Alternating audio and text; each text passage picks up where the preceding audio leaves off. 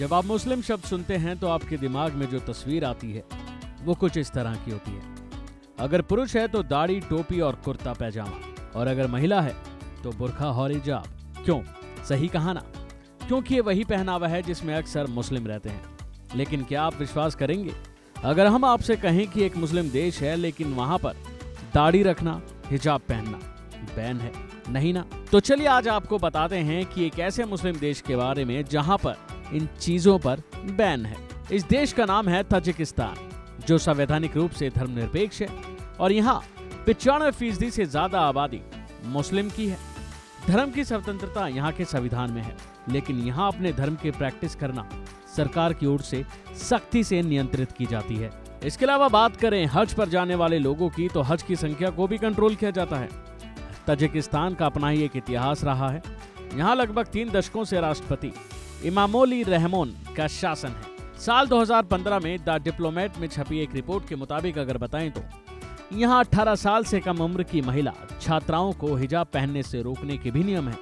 18 साल से कम उम्र के बच्चे अत्येंष्टि को छोड़कर सार्वजनिक धार्मिक गतिविधियों में भाग नहीं ले सकते।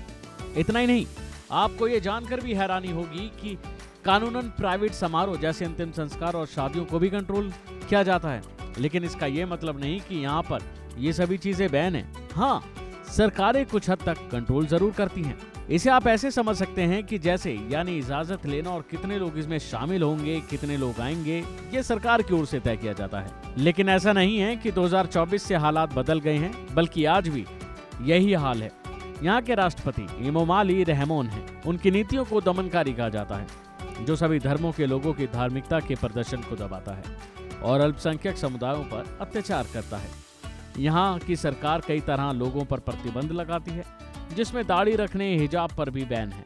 यहाँ पुरुषों को दाढ़ी काटना जरूरी है और अगर कोई ऐसा नहीं करता है तो उस पर एक्शन भी लिया जाता है। अब आपको जानकर और हैरानी होगी कि यहाँ इस्लामी किताबों पर भी रोक लगा दी जाती है।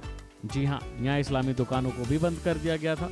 हालांकि साल 2023 में इसमें थोड़ी छूट दी गई। अब आपको इसका मेन कारण बताते हैं। दरअसल ताजिकिस्तान कट्टरपंथ को रोकने के लिए अपनी नीतियों को जरूरी बताती है। वहीं इस देश की सीमा अफगानिस्तान से लगती है और इसी वजह से ताजिकिस्तान तालिबान और अन्य आतंकी संगठनों के निशाने पर रहता है, जबकि आतंकी संगठन भी सरकार के नियमों के अगेंस्ट हैं। तो अभी के लिए फिलहाल इतना ही। ऐसी तमाम खबरों को जानने के लिए बने रहिए वन इंडिया के साथ।